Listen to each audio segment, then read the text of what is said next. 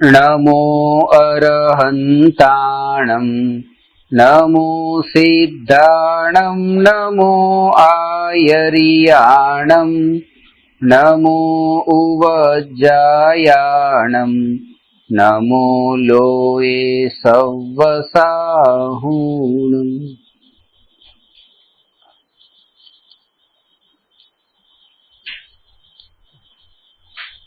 मोक्ष मार्ग प्रकाशक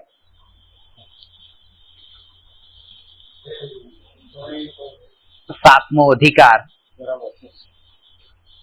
व्यवहाराभासी मिथ्या दृष्टिનું સ્વરૂપ એ પ્રકરણમાં સમ્યક જ્ઞાનનું અન્યથા રૂપ આજે લઈએ છીએ।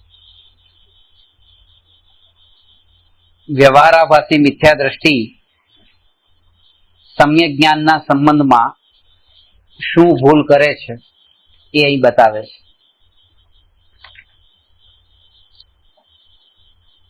શાસ્ત્રમાં સમ્યક જ્ઞાન માટે શાસ્ત્રાભ્યાસ કરવાથી સમ્યક જ્ઞાન થવું કહ્યું છે, તેથી તે શાસ્ત્રાભ્યાસમાં તત્પર રહે છે। ત્યાં શીખવું, શીખવવું, યાદ કરવું, વાંચવું, ભણવું ઇત્યાદિ ક્રિયામાં તો ઉપયોગને રમાવે છે, પરંતુ તેના પ્રયોજન ઉપર દ્રષ્ટિ નથી। આ ઉપદેશમાં મને કાર્યકારી શું છે તે અભિપ્રાય નથી। સ્વયં શાસ્ત્રાભ્યાસ કરીને અન્યને ઉપદેશ આપવાનો અભિપ્રાય રાખે છે, અને ઘણા જીવો ઉપદેશ માને ત્યાં પોતે સંતુષ્ટ થાય છે, પણ જ્ઞાનાભ્યાસ તો પોતાના અર્થે કરવામાં આવે છે, તથા અવસર પામીને પરનું પણ ભલું થતું હોય તો પરનું પણ ભલું કરે, તથા કોઈ ઉપદેશ ન સાંભળે તો ન સાંભળો, પોતે શા માટે વિષાદ કરે। શાસ્ત્રાર્થનો ભાવ જાણી પોતાનું ભલું કરવું। શાસ્ત્ર સ્વાધ્યાય માટે અહીંયા એ બતાવે છે કે શાસ્ત્ર સ્વાધ્યાયની એને રુચિ થઈ છે, એટલે હવે એ શાસ્ત્રનો સ્વાધ્યાય કરવો છે એટલો નિર્ણય કરી લીધો, અને એને રૂચે છે। પણ એને શું રૂચે છે કે જો આજે આ મોક્ષમાર્ગ પ્રકાશકનો એક પેરેગ્રાફ જ 2 કલાકમાં ભણીએ એના કરતા 2-4 પાના જો આપણે ભણી જઈએ તો એને વધારે ગમે છે, પણ આ 4 પાના ભણવા કરતા એ એક પેરેગ્રાફમાં જો પરિણામ વધારે નિર્મળ થતા હોય તો વધારે ઉત્તમ છે। એટલે ઘણા લોકોને જે આગ્રહ હોય ને કે અમે વધારે ભણી લઈએ, જલ્દી જલ્દી આગળ જતા રહીએ, કેવા પૂરતું કે અમે આટલા શાસ્ત્રો ભણ્યા, આના ઉપર આટલો અભ્યાસ કર્યો, તો એ નથી। ભલે એક જ ગાથા આ 2.5 વર્ષ સુધી ચાલતી હોય, 11મી ગાથા જે ચાલે ને એ રીતે, તો પણ મંજૂર છે, કારણ કે એમાં ભાવ જો આવતો હોય ને પરિણામ નિર્મળ થતા હોય તો એ ગણતરી નહીં કરવી કે કેટલો સ્વાધ્યાય કર્યો। આ પહેલા જે બતાવ્યું કે શીખવું, શીખવવું એ બધામાં એટલો જાગૃત રહે છે, એના કારણે એ જ ભૂલી જાય છે કે આ કોના કારણે હું આ કરતો હતો। ઘણી વખત એ શીખવાનો ને શીખવવાનો રાગ વધી જાય છે, અને થવાનું હતું વિતરાગ, એ વાત ભૂલાઈ જાય છે। અને એમાં આ બધા બતાવ્યું ને કે આટલા વિદ્યાર્થીઓ છે, આટલા વિદ્યાર્થીઓમાં મારા અમુક વિદ્યાર્થીઓ એવા છે કે જે સવાલ પૂછ્યો એનો જવાબ વચ્ચે આપી દે, તરત જ તાત્કાલિક આપે, કોઈને ન આવડે, કોઈ વચ્ચે બોલ બોલ કરે, ના પાડું તો પણ બોલ બોલ કરે। તો અહીંયા તો શીખવવા માટે આવ્યો છું, પણ એમાંય તે કોઈકમાં રાગ થઈ જાય, કોઈમાં દ્વેષ થઈ જાય, કોઈમાં વધારે રાગ થાય, તો જે પ્રયોજન પોતાનું હતું કે હું રાગ દ્વેષથી છૂટું, એમાં તો ઉલટા રાગ દ્વેષ વધી ગયા અહીંયા।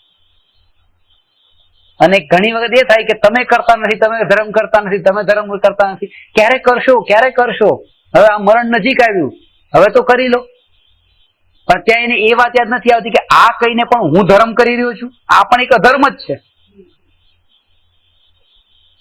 એટલે અહીંયા એ પોતાનું લક્ષ્ય યાદ રહેવું જોઈએ શાસ્ત્રાભ્યાસ કરતી વખતે, દ્રષ્ટિ પોતાના તરફ। અને એટલા માટે શાસ્ત્રોમાં જે 8 અંગ અને 25 દોષનું વર્ણન આવે છે સમ્યક દર્શનનું, તો ત્યારે પણ એ બતાવ્યું છે કે સમ્યક દ્રષ્ટિ જીવ 8 અંગથી સહિત હોય અને 25 દોષોથી રહિત હોય, એ બધા દોષોને અને ગુણોના સ્વરૂપને જાણે તો છે, એને વિશેષ રૂપે વાંચે પણ છે, અભ્યાસ પણ કરે છે, પણ ત્યાં એને એ રહી છે કે એની દ્રષ્ટિમાં જે છે એનામાં આ 25 દોષમાંથી કોઈ દોષ છે કે નહીં. દાખલા કે આ વાંચતી વખતે દાખલા હું એ ચેક કરું તમારામાં 25 દોષમાંથી કેટલા દોષ છે, 8 અંગમાંથી કેટલા અંગ પ્રગટ થયા છે, તમે જ્ઞાની છો કે નહીં, એ જ્ઞાનીનું લક્ષણ આમાંથી ચેક કરે. પણ હું જ્ઞાની છું કે નહીં ને મારામાં ક્યાં નબળાઈ છે એ રીતે ઘટિત ન કરે. એ રીતે એટલે લક્ષ્ય પોતાનું હોવું જોઈએ, પોતાના પરિણામનું. જ્યાં પરિણતિ મલિન થઈ તો ત્યાં એ વિષયથી પછી એમ ન સમજે કે આ મને રાગ દ્વેષને પરિણતિ મલિન કરાવે છે, આમાં ક્યાંક મેં ઊંધી સમજણ કરી છે.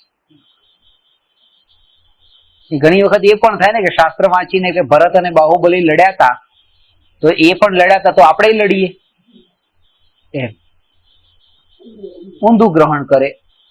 પણ એ વિચાર ન કરે કે એ એટલે જ કીધું છે કે પ્રથમાનુયોગના ગ્રંથોને અધૂરા નહીં વાંચવા. આ અધૂરા વાંચીને મૂકી દે છે. શાસ્ત્રોમાં 4 અનુયોગો બતાવ્યા છે: પ્રથમાનુયોગ, કર્ણાનુયોગ, દ્રવ્યાનુયોગ ને ચરણાનુયોગ. એમાં પ્રથમાનુયોગમાં હિસ્ટ્રી છે, કર્ણાનુયોગમાં મેથ્સ ને જ્યોગ્રાફી છે, દ્રવ્યાનુયોગમાં સાયન્સ છે, અને ચરણાનુયોગમાં પૂરું મોરલ સાયન્સ જેને કહીએ આ બધું એ છે, પ્રેક્ટિસ છે. પણ એમાં એ કીધું કે તમે દ્રવ્યાનુયોગ, કર્ણાનુયોગ અને ચરણાનુયોગના ગ્રંથોને અધૂરા વાંચો તો તમારું એવું અહિત નહીં થાય જેટલું અહિત થવાની સંભાવના પ્રથમાનુયોગના ગ્રંથોને અધૂરા વાંચવાથી થાય છે. કારણ કે એટલું તો વાંચી લીધું કે ચક્રવર્તીને 96,000 રાણી હોય છે, ચક્રવર્તીનું સૈન્ય એટલું વિશાળ હોય છે, ચક્રવર્તીને 84 લાખ હાથી હોય છે, 18 કરોડ ઘોડા હોય છે, ચક્રવર્તી 6 ખંડના ધણી હોય છે. આ બધું વાંચ્યું અને એટલું વાંચીને પછી અધૂરું વાંચીને મૂકી દીધું. પણ એના એન્ડમાં એ લખ્યું હતું કે આ બધું જ એમણે છોડ્યું, એ ન વાંચ્યું. અને એના કારણે શું કે ચક્રવર્તી 6 ખંડને ભોગવે તો પછી હું આટલા એવા ઘરને કેમ ન ભોગવું? ચક્રવર્તી 96,000 રાણી ભોગવે તો હું આ એક રાણીને કેમ ન ભોગવું? ચક્રવર્તીને આટલા હાથી ઘોડા હોય તો મારી આ 2-4 ગાડીને હું કેમ ન ભોગવું? એમ માનીને પોતે મનને મનાવી લે છે અને સંતુષ્ટ થાય છે કે હું એના કરતા ઘણો સારો છું. પણ આગળ એ વાંચતો નથી કે એટલો ત્યાગ કર્યો, 96,000 ને છોડી તો હું એકને કેમ ન છોડું? એમણે 6 ખંડનું રાજ્ય છોડ્યું તો હું આ એક ઘરને કેમ ન છોડું? એમણે આ બધો વૈભવ છોડ્યો તો મારે આ પુણ્યના ઉદય જે કઈ થોડું ઘણું મળ્યું છે એ કેમ ન છોડું? અરે ન છોડું તો કઈ નહીં, એનો મોહ તો કેમ ન છોડું? ખાલી મોહ તો છોડું. આ વિચાર નથી આવતો કારણ કે એન્ડ સુધી વાંચતો નથી, એટલે શાસ્ત્રાભ્યાસમાં આ ભૂલ કરે છે. દ્રવ્યાનુયોગમાં એટલું અહિત નહીં થાય, ભલે એને 4 તત્વનું સ્વરૂપ સમજ્યું હશે બાકીના 3 નું નહીં સમજ્યું હોય તો એટલું એને ઊંધું ગ્રહણ નહીં કરે.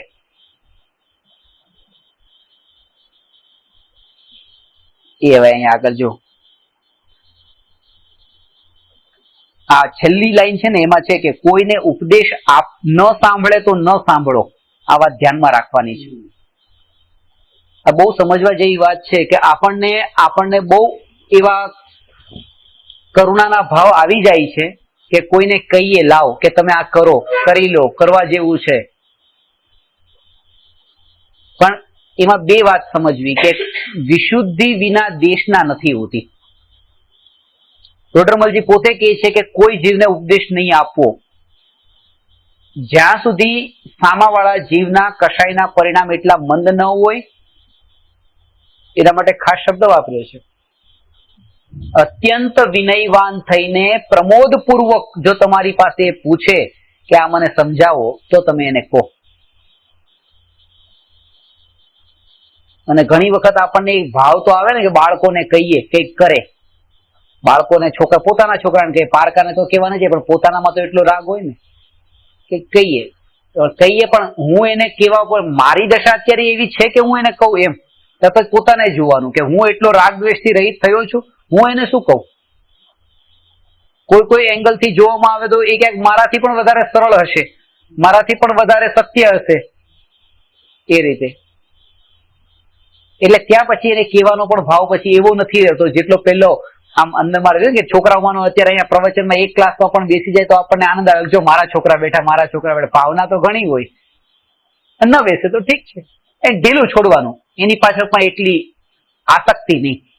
અહીંયા એ જ કહે છે ઘણી વખત એ આસક્તિના કારણે તમે બીજાનું ભલું કરવાના ભાવથી એ એક દિવસ બેસી ગયો તો તમને એટલો આનંદ થઈ ગયો, પણ પછી જે નહીં બેઠો એમાં જે દુઃખ થયું છે ને કરમ બાંધ્યા છે ઉલટા વધારે. અને આસક્તિના કારણે પેલા દિવસે બાંધ્યા હતા, પાછા નતા બાંધ્યા નહીં, રાગથી બાંધ્યા હતા, પછી દ્વેષથી બાંધ્યા. એટલે છેલ્લું વાક્ય છે શાસ્ત્રાર્થનો ભાવ જાણી પોતાનું ભલું કરવું. વળી શાસ્ત્રાભ્યાસમાં પણ કેટલાક તો વ્યાકરણ, ન્યાય, કાવ્યાદિ શાસ્ત્રોનો ઘણો અભ્યાસ કરે છે, પણ એ તો લોકમાં પંડિતતા પ્રગટ કરવાના કારણ છે. એમાં આત્મહિતનું નિરૂપણ તો નથી. એનું પ્રયોજન તો એટલું જ છે કે પોતાની બુદ્ધિ ઘણી હોય તો તેનો થોડો ઘણો અભ્યાસ કરી પછી આત્મહિત સાધક શાસ્ત્રોનો અભ્યાસ કરવો.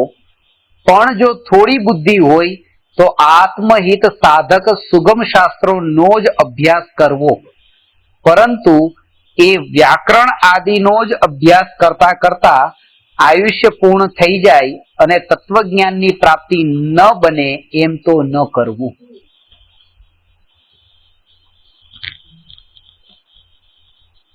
આ કર્ણાનુયોગના જે ગ્રંથો છે ને, ગોમટસાર જીવકાંડ, ગોમટસાર કર્મકાંડ, જે મૂળ આપણું ષટખંડાગમ, ષટખંડાગમ તો તમે જોયું પણ નહીં હોય કે વાંચ્યું નહીં હોય.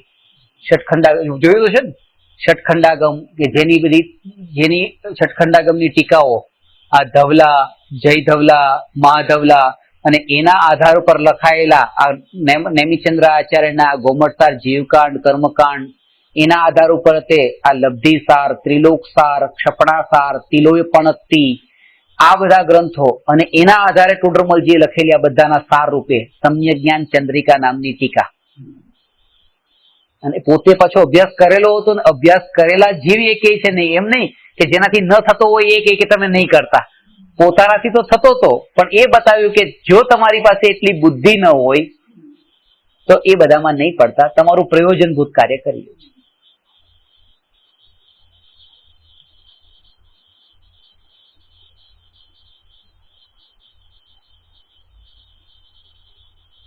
બીજું કે આમાં જે કીધું આત્મહિત સાધક સુગમ શાસ્ત્ર, એ જે ગ્રંથો છે એ આત્માનું હિત કરનારા જ છે, એ અહિત કરનારા નથી. જયારે એ બતાવ્યું સમયસાર એ કહે છે ને કે ગુણસ્થાન માર્ગણા સ્થાન આ ભાવ હું નથી, આ વાત બતાવી કે ગુણસ્થાન એ મારા નથી, માર્ગણા સ્થાન મને નથી, જીવ સ્થાન મને નથી. 14 ગુણસ્થાન હોય છે, 14 માર્ગણા સ્થાન હોય છે, 14 જીવ સ્થાન હોય છે, આ મને નથી. પણ આ મને નથી એ તો એને ભાવ આવશે એનો કે જેને ખબર હશે કે આ ગુણસ્થાન શું હોય છે, તો એટલે ગુણસ્થાન સમજવા જરૂરી છે. માર્ગણા સ્થાન જેને ખબર હશે કે એના 14 ભેદ ખબર હશે અને પછી એને કહેવામાં આવે કે આ માર્ગણા સ્થાન હું નથી, તો બરાબર છે, એને પાડી દેવાના છે બધાને. પણ પેલા ઉભા તો થવા દો, એને ઉભા કરો 14 ભેદને અને પછી પાડો. કુસ્તીના અંદર અખાડામાં ત્યાં એને ઉભો થવા દો, પેલા એ ઉભો થાય એના પેલા તમે એને મારી દો છો, એમ નહીં ચાલે. પેલા એને ઉભા કરો ને પછી એને પાડો. તો એવી રીતે કીધું કે ગુણસ્થાનના ભેદ ઉભા કર્યા, માર્ગના સ્થાનને ઉભા કર્યા, જીવ સ્થાન ઉભા કર્યા અને પછી એ કીધું કે આ બધા હું નથી. અને એ જાણવા માટે આ કર્ણાનુયોગના ગ્રંથોનો અભ્યાસ કરવો.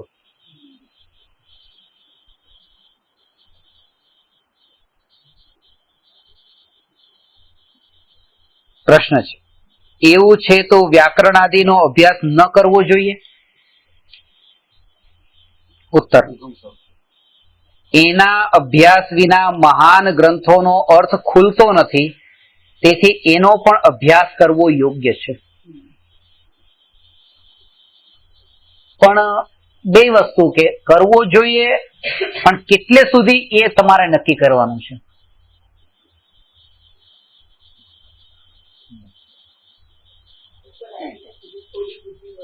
ત્રણ વસ્તુ છે. આયુષ્ય અલ્પ છે, બીજું જ્ઞાનનો ઉઘાડ અલ્પ છે અને ત્રીજું તત્વની રુચિ પણ અલ્પ છે. એટલા માટે આ ગ્રંથોમાં અત્યારે નહીં પડવું. એટલા માટે આપણે કહેતા મોક્ષમાં પ્રકાશક કરતા પણ આ સમયસારમાં એમાં હજી જેટલા ઊંડા ઉતરાય ઉતરવું. એટલે કમ્પેરિઝન કરીએ તો પછી આ પણ પછી ગોમણસારમાં જ જતું રહેશે આની કમ્પેરિઝનમાં સમયસારની. કારણ કે હવે રસ આવશે એ તો.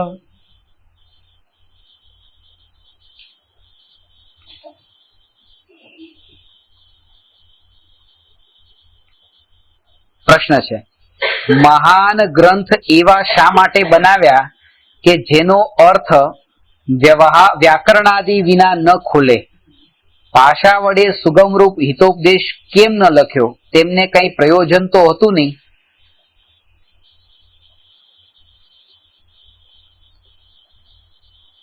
ઉત્તર, ભાષામાં પણ પ્રાકૃત સંસ્કૃત આદિના જ શબ્દો છે, પરંતુ તે અપભ્રંશ સહિત છે. વળી જુદા જુદા દેશોમાં જુદા જુદા પ્રકારની ભાષા છે. હવે મહાન પુરુષ શાસ્ત્રોમાં અપભ્રંશ શબ્દ કેમ લખે? બાળક તોતડું બોલે પણ મોટા તો ન બોલે. વળી એક દેશના ભાષારૂપ શાસ્ત્ર બીજા દેશમાં જાય તો ત્યાં તેનો અર્થ કેવી રીતે ભાષે? માટે એટલા માટે પ્રાકૃત સંસ્કૃતાદિ શુદ્ધ શબ્દરૂપ ગ્રંથ રચ્યા. અમુક શબ્દો એવા છે કે જે શબ્દો અત્યારની આપણી ભાષાઓના શબ્દો છે એ શબ્દોના અર્થ બધે અલગ અલગ થશે, પણ આ સંસ્કૃત અને પ્રાકૃતના જે મૂળ ભાષા છે ને એના અર્થમાં કોઈ ફરક નથી પડ્યો. અમુક ફિલિપિનોમાં, થાઈમાં, મલાયુમાં આપણા અહીંના શબ્દો બધા ત્યાં છે. બધા એટલે કે તમને એમ બતાવું કે મકાન, કાકી, માતા આ બધા શબ્દો ત્યાં છે. એવી રીતે સ્ત્રી પણ ત્યાં અર્થ અલગ થાય. એક મારા સ્ટુડન્ટે કીધું, મેં કહ્યું ગઈકાલે ક્લાસમાં કેમ હતો? મારા કાકી દુખતા હતા. તો ત્યાં ઇન્ડોનેશિયામાં કાકી એટલે પગ થાય છે. કાકી શબ્દ ત્યાં છે પણ કાકી એટલે પગ. ચલ તો હવે વાંચ, તો કે મારી માતા દુખે. માતા એટલે આંખ. હવે શબ્દ માતા, કાકી એ બધા અહીંના જે સગાવાળા સંબંધી બધા ત્યાં અંગ માટે વપરાય છે. કે તમારું મકાન થઈ ગયું, અહીંયા મકાન એટલે ઘર, ત્યાં મકાન એટલે લંચ. હવે એટલે આ શબ્દો એવા છે કે જે સ્થાયીમાં એનો મકાનનો અર્થ લંચ થઈ ગયો. તો એ રીતે કે જે ભાષા બદલાય તો આ અત્યારની જે લોક ભાષા કહેવાય, આને દેશ ભાષા. દેશ ભાષામાં સંભવ છે, પણ સંસ્કૃત અને પ્રાકૃત જે છે ને એમાં તો એનો એ જ અર્થ છે. એટલા માટે જે ગ્રંથો રચાયા મૂળ ભાષામાં રચાયા, જેનો અર્થનો અનર્થ ન થાય, બીજો અર્થ ન થાય, બે ત્રણ અર્થ ન થઈ જાય. હા જો, તથા વ્યાકરણ વિના શબ્દનો અર્થ યથાવત ભાષે નહીં, તથા ન્યાય વિના લક્ષણ પરીક્ષાદી યથાયોગ્ય થઈ શકે નહીં. ઇત્યાદિ વચન દ્વારા વસ્તુનો સ્વરૂપ નિર્ણય વ્યાકરણાદિ વિના બરાબર ન થતો જાણી તેની આમનાય અનુસાર કથન કર્યું છે. ભાષામાં પણ તેની થોડી ઘણી આમનાઈ મળવાથી જ ઉપદેશ થઈ શકે છે, પણ તેની ઘણી આમનાઈથી બરાબર નિર્ણય થઈ શકે છે.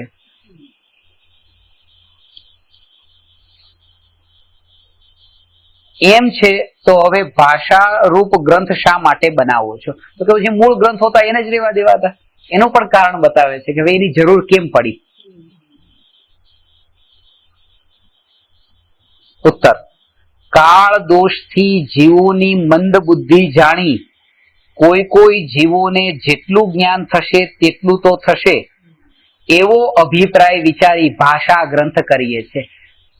પેલું કાંઈ ન જાણતા હોય એના કરતા થોડું ઘણું પણ જાણશે તો ચલો ઠીક છે, પણ આનો કોઈ બીજો અર્થ કાઢી લે તો એ બીજો અર્થ નહીં કાઢે તો પણ એનું તો અહિત જ થતું હતું, અને બીજો અર્થ કાઢશે તો અહિત જ થશે. તો એમાં તો બહુ ફરક નથી પડતો. પણ આ જે લક્ષ્ય તો જેનું ભલું થશે એનું કોઈક એકાદાનું થઈ જાય તો એ લક્ષ્ય માટે ત્યાં જે જીવ વ્યાકરણ આદિનો અભ્યાસ ન કરી શકે તેને તો આવા ગ્રંથો વડે જ અભ્યાસ કરવો.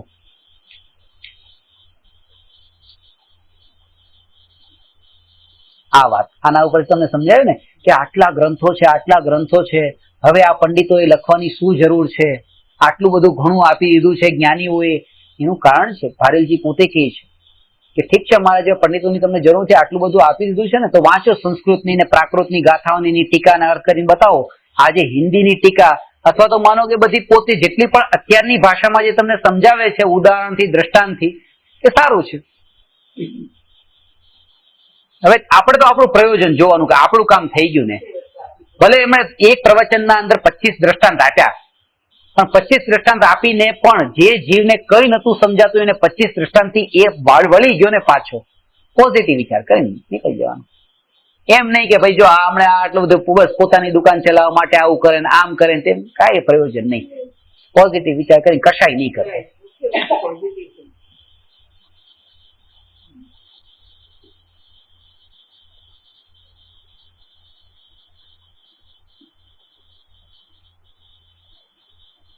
એટલા માટે આજે આત્મસિદ્ધિ શાસ્ત્ર જે ગુજરાતી ભાષામાં છે ને, એનું આજ એની સૌથી આપણા ગુજરાતી લોકો માટે તો એમ કે આત્મસિદ્ધિ શાસ્ત્રના અંદર આપણી ભાષામાં આ મળ્યું, અને સરળ ભાષામાં પાછું, કે જેના અંદર વ્યાકરણ ન્યાય આ જે બધી વાત બતાવે છે એનું જ્ઞાન જેને ન હોય એ પણ સમજી શકે. તો જેવા જીવો હોય એને એની ભાષામાં સમજાવવાનું.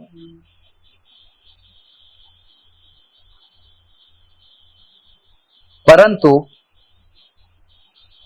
જે જીવ નાના પ્રકારની યુક્તિપૂર્વક શબ્દોના અર્થ કરવા માટે વ્યાકરણ અવગાહે છે, વાદાદિક વડે મહંત થવા માટે ન્યાય અવગાહે છે, તથા ચતુરપણું પ્રગટ કરવા માટે કાવ્ય અવગાહે છે ઇત્યાદિ લૌકિક પ્રયોજન પૂર્વક તેનો અભ્યાસ કરે છે, તે ધર્માત્મા નથી.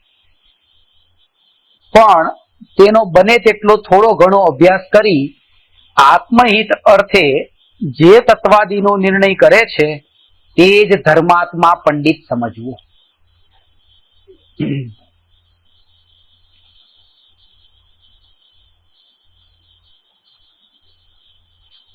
વળી કેટલાક જીવ પુણ્ય પાપાદી ફળના નિરૂપક પુરાણાદિ શાસ્ત્ર, પુણ્ય પાપ ક્રિયાના નિરૂપક આચારાદિ શાસ્ત્ર તથા ગુણસ્થાન માર્ગના કર્મ પ્રકૃતિ અને ત્રિલોકાદિના નિરૂપક કર્ણાનુયોગના શાસ્ત્રોનો અભ્યાસ કરે છે, પણ જો તેનું પ્રયોજન પોતે વિચારે નહીં તો એ પોપટ જેવો જ અભ્યાસ થયો. આમાં 3 અનુયોગની વાત આવી ગઈ. પુણ્ય પાપના પાપાદી ફળના નિરૂપક પુરાણાદિ શાસ્ત્ર, આ આવ્યા બધા પ્રથમાનુયોગ, કથાનુયોગ. પુણ્ય પાપ ક્રિયાના નિરૂપક આચારાદિ શાસ્ત્ર ચરણાનુયોગ, અને ગુણસ્થાન માર્ગના કર્મ પ્રકૃતિ અને ત્રિલોકાદિના નિરૂપક આ કર્ણાનુયોગ તો લખ્યું જ છે. એટલે 3 અનુયોગની વાત કરી.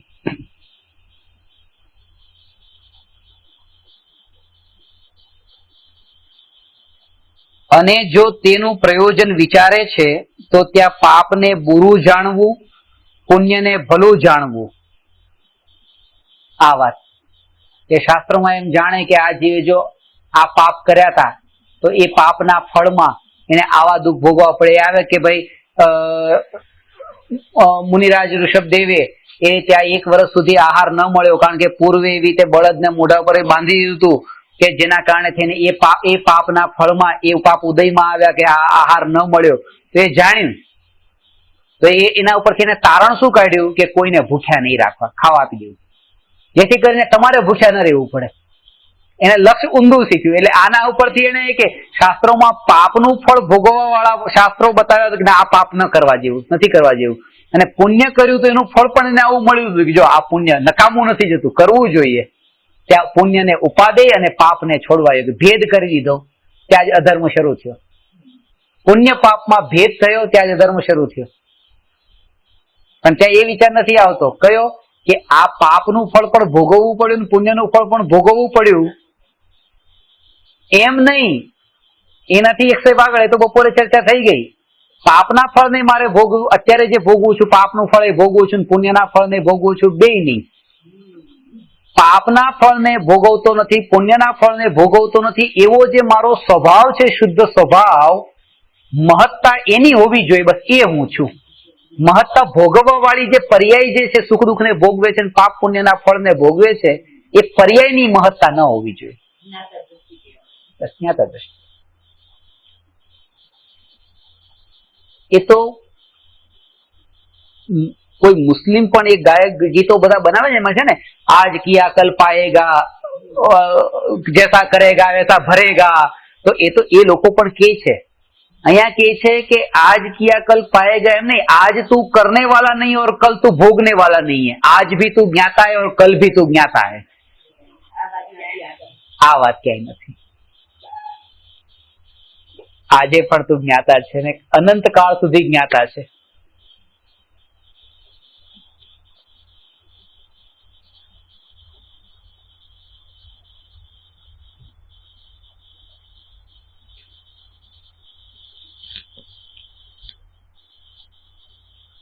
હવે એમાં એને શું કર્યું કે ત્યાં પુણ્યને ભલું જાણવું, પાપને બુરું જાણવું, પુણ્યને ભલું જાણવું, ગુણસ્થાનાદિ સ્વરૂપ જાણી લેવું, જાણવા માટે જાણી લીધું, તથા જેટલો અભ્યાસ કરશું તેટલું અમારું ભલું થશે ઇત્યાદિ પ્રયોજન વિચાર્યું છે. તેનાથી નરકાદિનો છેદ અને સ્વર્ગાદિની પ્રાપ્તિ એટલું તો થશે, પરંતુ તેનાથી મોક્ષ માર્ગની પ્રાપ્તિ તો થાય નહીં. આટલે સુધી આવ્યા. ઢોર થી થોડા ઉપર આવ્યા, ઓલા ઢોર નો અવતાર મળે ને એમ કેવાય ને, એનાથી થોડા ઉપર આવ્યા, કીધું ને સ્વર્ગ ની પ્રાપ્તિ થશે. આ રીતે જો હજી ચિંતન ચાલતું હોય તો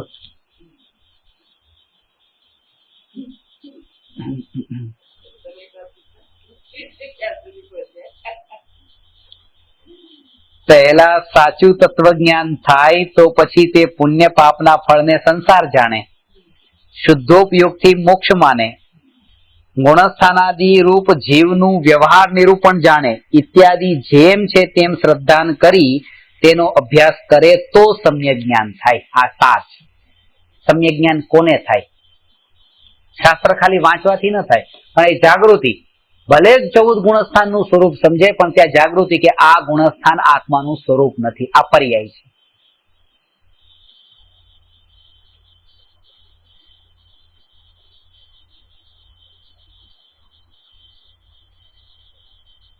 હવે તત્વજ્ઞાનનું કારણ તો અધ્યાત્મ રૂપ દ્રવ્યાનુયોગના શાસ્ત્ર છે. આ દ્રવ્યાનુયોગની મહિમા કેમ વધારે બતાવી છે? કથા કહાનીઓ એ પ્રથમાનુયોગ, પછી આ નરકાદિનું વર્ણન, દેવાદિનું વર્ણન, આ 3 લોકનું જ્યોગ્રાફી ને બધું એ કર્ણાનુયોગ, કર્મના ભેદ પ્રભેદ, અને આ આહાર આચાર વિચાર વગેરે બધું શ્રાવકોના મુનિઓના એ બધું ચરણાનુયોગ. એના કરતા પણ વધારે દ્રવ્યાનુયોગની મહિમા બતાવી. એનું કારણ એ છે કે જે આત્માનું ધ્યાન કરવાથી સમ્યક દર્શન પ્રગટ થાય છે, જે આત્માનું ધ્યાન કરવાથી કેવળ જ્ઞાન પ્રગટ થાય છે અને કાળાંતરે મુક્તિ થાય છે, એ આત્મા નું વર્ણન પ્રથમાનુયોગના ગ્રંથોમાં નથી, કર્ણાનુયોગના ગ્રંથોમાં નથી, ચરણાનુયોગના ગ્રંથોમાં નથી, દ્રવ્યાનુયોગના ગ્રંથોમાં છે. એટલા માટે દ્રવ્યાનુયોગની મહિમા છે. જેનું ધ્યાન, જે ધ્યાનનો ધ્યેય જે આત્મા છે એ દ્રવ્યાનુયોગનો દ્રવ્યાનુયોગ. આ અનુયોગ શબ્દ છે. 6 દ્રવ્ય, 7 તત્વ, 9 પદાર્થ, સ્વપર નું ભેદ જ્ઞાન, આત્માની નિર્વિકલ્પ અનુભૂતિ, આ સંબંધી જે નિરૂપણ કર્યું હોય એ ગ્રંથોને દ્રવ્યાનુયોગના ગ્રંથો કહેવાય, જેમાં દ્રવ્ય, ગુણ, પર્યાય આ બધું વર્ણન આવી જાય. અને આ એક જ અનુયોગ એવો છે કે જે પ્રેક્ટિકલી પ્રૂવ થઈ શકે છે. બાકી 3 અનુયોગને પ્રેક્ટિકલી પ્રૂવ ન કરી શકાય. એમ કે ચલો આદિનાથ ભગવાનના 2 પુત્રી હતા, કે આ ભરત ચક્રવર્તી એમના છોકરા હતા, પ્રૂવ કરો. એ પ્રૂવ કેવી રીતે થાય? એમની 2 પત્ની હતી, નંદા અને સુનંદા, પ્રૂવ કરો. પ્રૂવ ન થાય. આ પ્રથમાનુયોગ ખાલી વાંચવાનો હોય છે, એને પ્રૂવ નથી કરવાનો, થઈ શકે પણ નહીં. ઇટ્સ ધ ફેક્ટ, બસ એક્સેપ્ટ. અને કર્ણાનુયોગને પ્રૂવ કરો. નરક 7 છે કે 9 છે કે 15 છે, પ્રૂવ કરો. નહીં થઈ શકે. ગુણસ્થાન 14 છે કે 16 છે, પ્રૂવ કરો. નહીં પ્રૂવ થઈ શકે. તીર્થંકર 24 જ કેમ હોય છે, 25 કે 23 કેમ નહીં? પ્રૂવ કરો. એ પ્રૂવ નહીં થઈ. આ બધું કર્ણાનુયોગનું છે, આ બધું ગણિતથી છે, પૂરું એકાઉન્ટ છે એમાં, મેથ્સ. એ પ્રૂવ નહીં થાય. ચરણાનુયોગને પ્રૂવ કરો, એ પણ પ્રૂવ નહીં થાય. દહીં તો ભક્ષ કહો છો, બટાટાને અભક્ષ કહો છો. દહીંમાં તો જીવ અત્યારે દેખાઈ જાય છે, બટાટામાં તો એવા દેખાતા નથી. દહીંના જીવ તો પ્રૂવ થઈ જાય છે, બટાટાના પ્રૂવ થતા નથી. શાસ્ત્રોમાં તો આ કીધું છે કે બટાટાના અંદર અનંત જીવો છે, જે દહીંમાં એમાં નથી.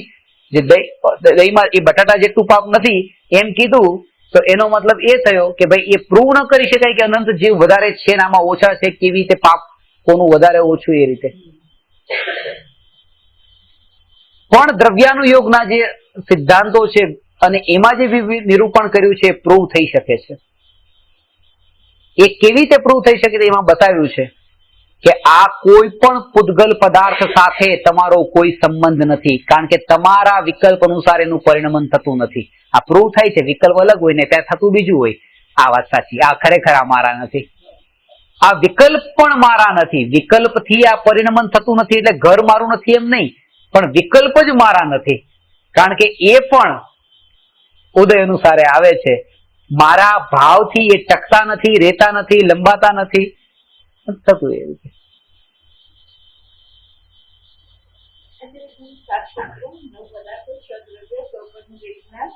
નિર્વિકલ્પ આત્માનુભૂતિ, દ્રવ્ય ગુણ પર્યાયનું સ્વરૂપ,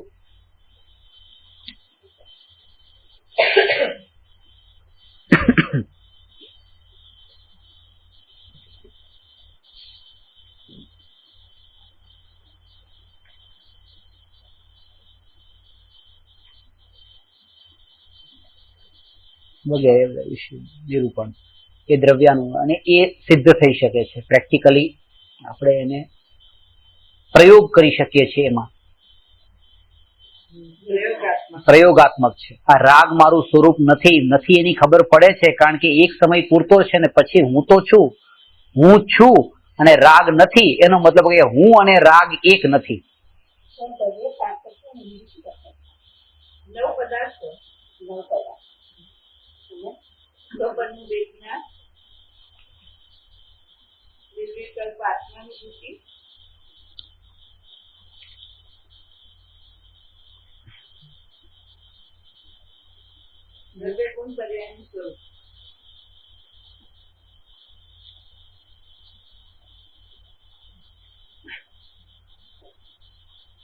પ્રયોગાત્મક છે, જે પ્રગાયનું યોગનો વિષય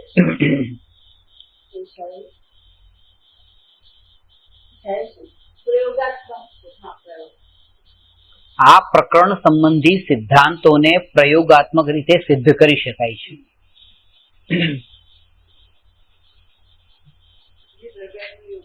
દ્રવ્યાનુયોગના વિશે છે. આ દ્રવ્ય ગુણ પર્યાય ભેદ જ્ઞાન ને બધું થઈ શકે છે કે આ મારી પાર્ટીમાં છે, આ આત્મા છે, પછી એ પણ ભેદ કે આ શરીર છે, એક હા શરીર એક ક્ષેત્રાવગાહી છે, આ ભિન્ન ક્ષેત્રાવગાહી છે, આ નિકટવર્તી છે, આ દૂરવર્તી છે, દૂરવર્તી પણ જુદા છે, નિકટવર્તી પણ જુદું છે, બધું જ.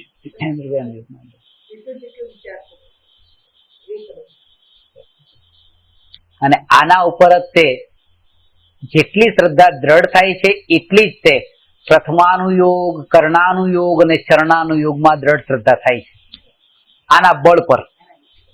કારણ કે આપણા સુખનું કારણ શું બને છે? એ રાજા ઋષભદેવની 2 પત્નીની જગ્યાએ 4 પત્ની હોત કે 2 ની જગ્યાએ 1 હોત તો આપણને કોઈ સુખ દુઃખમાં ફરક નથી પડતો. અથવા નરક 7 ની બદલે 9 હોય કે 5 હોય તો ફરક નથી પડતો. એવી જ રીતે બટાટામાં અનંત જીવ હોય કે અસંખ્ય જીવ હોય એમાં બહુ ફરક નથી પડતો. પણ આ પર પદાર્થને જો હું મારા માનવાનું છોડી દઉં છું તો મને સુખ થાય છે, અને મારા માનું છું તો મને દુઃખ થાય છે. આમાં ફરક પડે છે. એટલા માટે આ જે દ્રવ્યાનુયોગની જે વાત બતાવી છે ને એ મારા માટે પ્રયોજનભૂત છે. અને આ પ્રયોજનભૂત વાત જયારે ભગવાને સત્ય બતાવી છે તો જે પ્રયોજનભૂત નથી એને નકામી અસત્ય શું કામ બતાવે? એટલા માટે એ નિર્ણય કરવો કે એ પણ સત્ય જ છે આના બળ પર.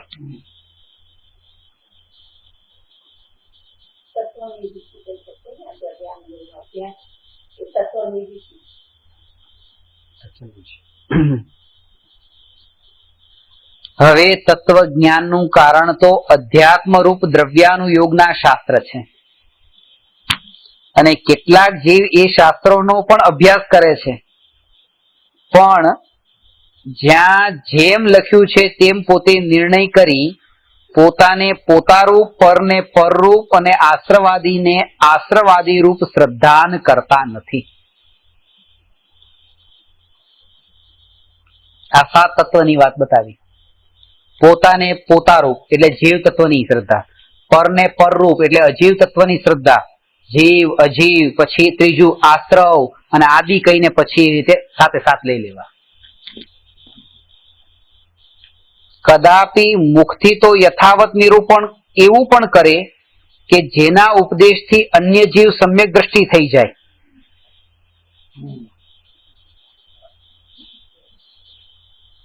જેમ કોઈ છોકરો સ્ત્રીનો સ્વાંગ કરી એવું ગાયન કરે કે જે સાંભળીને અન્ય પુરુષ સ્ત્રી કામરૂપ થઈ જાય, અન્ય પુરુષ સ્ત્રી કામરૂપ થઈ જાય, પણ આ તો જેવું શીખ્યો તેવું કહે છે, પરંતુ તેનો ભાવ કાંઈ તેને ભાસતો નથી, તેથી પોતે કામાસક્ત થતો નથી.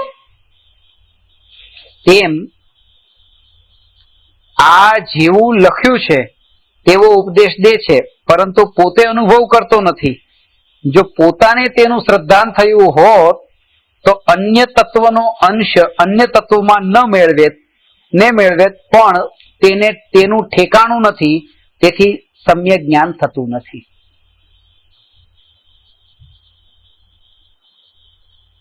એ પ્રમાણે તો તે 11 અંગ સુધી ભણે તો પણ તેથી સિદ્ધિ થતી નથી.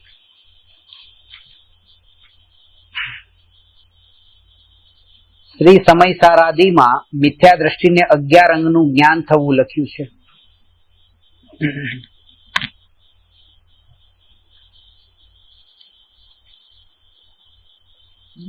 જ્ઞાન તો એટલું હોય છે, પરંતુ જેમ અભવ્ય સેનને શ્રદ્ધાન રહિત જ્ઞાન થયું તેમ હોય છે.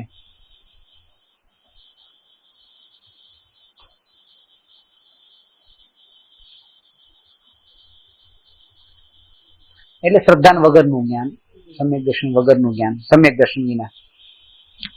કે એ તો પાપી હતો જેથી હિંસાદિની પ્રવૃત્તિનો ભય નથી, પરંતુ જે જીવ ગ્રૈવેકમાં જાય છે તેને એવું જ્ઞાન હોય છે તે તો શ્રદ્ધાન રહિત નથી. તેને તો એવું તો શ્રદ્ધાન છે કે આ ગ્રંથ સાચા છે, પરંતુ તત્વ શ્રદ્ધાન સાચું ન થયું. આ જે શ્રદ્ધા જે આપણે બોલીએ ને, આપણે જે કહીએ છીએ આપણી ભાષામાં એવી શ્રદ્ધા શબ્દ વાપર્યો છે કે અત્યારે તમને મહાવીર ભગવાનમાં શ્રદ્ધા છે કે નહીં? આ શ્રદ્ધા છે, બસ આ આવી શ્રદ્ધા, પણ એ તત્વ શ્રદ્ધાન ન કહેવાય.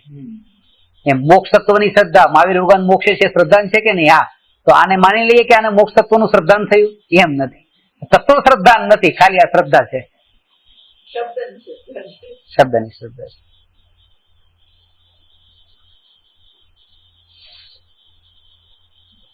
ખરેખર એ કોઈ રીતે ઉપયોગી નથી બનતી. એ ખાલી એકલી શબ્દવાળી જે છે ને, એનાથી કોઈ ભાવ નથી ભાસતો, એનાથી કોઈ સુખ દુઃખની કોઈ અસર નથી થતી, કોઈ પરિવર્તન નથી આવતું.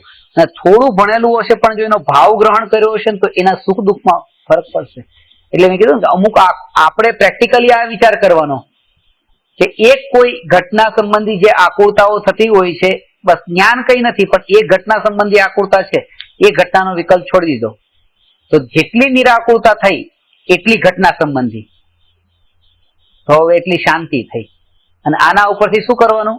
અનુમાન, કે જેમ એક ઘટનાના વિકલ્પ ટળી જવાથી જો આટલી નિરાકુરતા અને આટલી શાંતિ છે, તો જગતની બધી ઘટનાના વિકલ્પો મને છૂટે તો એ નિરાકુરતા, એ શાંતિ કેવી હશે? અનુમાન કરે, એમાં એ ભાવ ગ્રહણ થશે, ભલે વાંચન એનું નહીં કરેલું હોય તો પણ.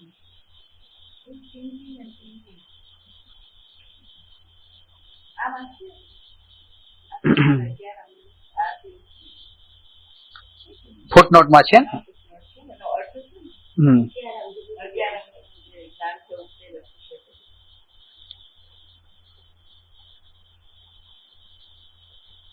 વાંચીએ. ત્યાં પેરેગ્રાફ પૂરો કરી નાખી છે. હા, પછી વાંચીએ. Okay okay. શ્રી સમયસારમાં એક જ જીવને ધર્મનું શ્રદ્ધાન, 11 અંગનું જ્ઞાન, મહાવ્રતાદિનું પાલન લખ્યું છે. શ્રી પ્રવચન સારમાં પણ એમ લખ્યું છે કે જેને આગમ જ્ઞાન એવું થયું છે કે જે વડે સર્વ પદાર્થોને હસ્ત અમલકવત જાણે છે, તથા એમ પણ જાણે છે કે આનો જાણવા વાળો હું છું.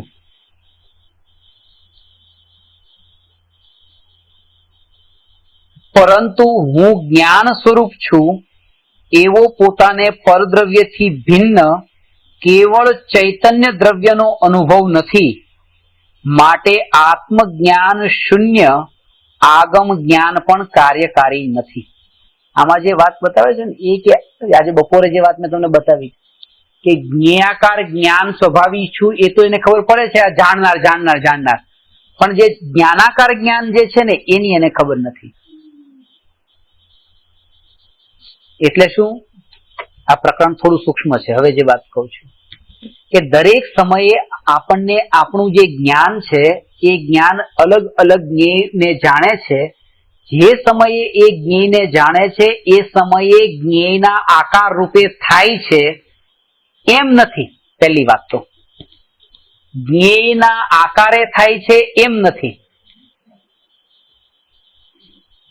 એ સમયે એ જ્ઞેય જેવા આકારે થયું છે એવું કહેવામાં આવે છે. થઈ નથી ગયું, કહેવામાં આવે છે જ્ઞાનાકાર. કારણ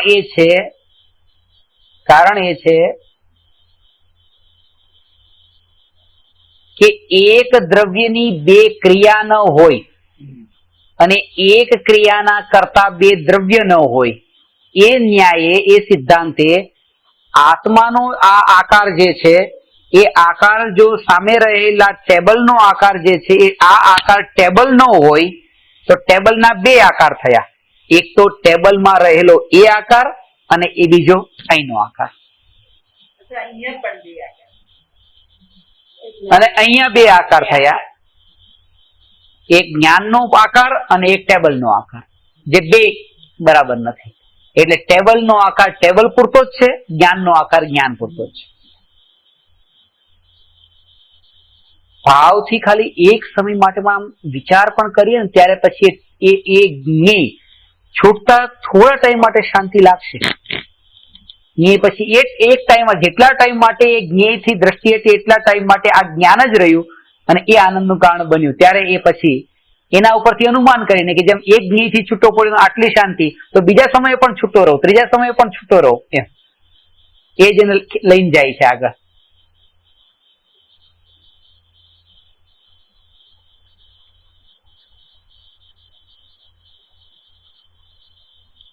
અનેક જ્ઞેયને જાણવાથી જ્ઞાન અનેક રૂપ થતું હોય. જ્ઞાનનું સ્વરૂપ અનેક જ્ઞેયને જાણવાથી અનેક રૂપ થતું હોય તો કેવળી ભગવાન અનંતાનંત જ્ઞેયને જાણે છે તો જ્ઞાનનું સ્વરૂપ પણ અનંતાનંત રૂપે થઈ જવું જોઈએ, પણ થતું નથી. પોતે એક રૂપ જ રહે છે. આ જ્ઞાનની વાત કરી. અને જ્ઞેયનું સ્વરૂપ અનેક જ્ઞાનમાં જણાવવાથી અનેક રૂપ થતું હોય તો આ પદાર્થ અનંત જ્ઞાનમાં જણાય છે, અનંત કેવળીના જ્ઞાનમાં. પણ આનું સ્વરૂપ અનંત રૂપ નથી થઈ જતું, પોતે એક રૂપ જ રહી છે. એટલે આ બે વાત સમજવાની છે. ફરીથી બોલું છું, સૂક્ષ્મ છે. જ્ઞાન અનંત જ્ઞેયને જાણીને પણ એક રૂપ રહે છે અને જ્ઞેય અનંત જ્ઞાનમાં જણાઈને પણ એક રૂપ રહે છે. આ બે વાત સમજવાની છે. એ જ્ઞાનનું એકપણું અને પેલું જ્ઞેયનું એકપણું. એટલે કે જ્ઞાનમાં જણાઈને જ્ઞાન જ્ઞેયને જાણે તો પણ એનો સંબંધ નથી બનતો. આ છે. અને બે વાત સાચી છે. પાછું જ્ઞાન જ્ઞેયને જાણે છે ને જ્ઞેય જ્ઞાનમાં જણાય છે, તેમ છતાં પણ આટલી સ્વતંત્રતા છે.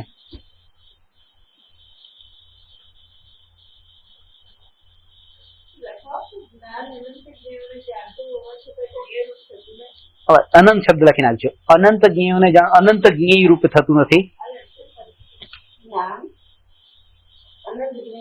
અનંત જ્ઞેયોને જાણીને પણ અનંત જ્ઞેય રૂપ થતું નથી.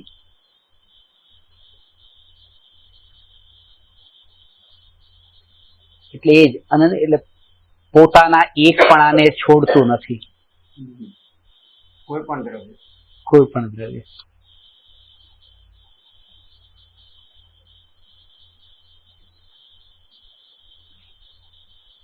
અને બીજો પોઈન્ટ છે કે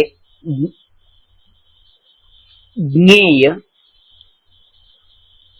અનંત જ્ઞાનમાં જણાઈને પણ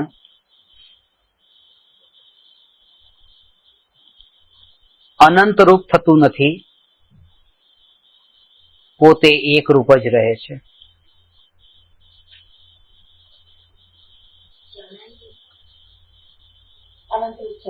જણાઈને પણ અનંત રૂપ થતું નથી, પોતે એક રૂપ જ રહે છે.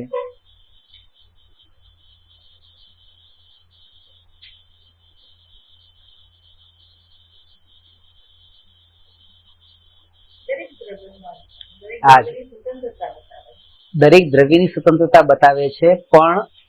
પણ અત્યારે જે આપણે ચર્ચા કરીએ છીએ જ્ઞાન જ્ઞેયની ચર્ચા કરીએ છીએ, એટલે એક જીવમાં અને બાકીના લોકાલોકના પદાર્થોમાં આ ઘટિત થશે.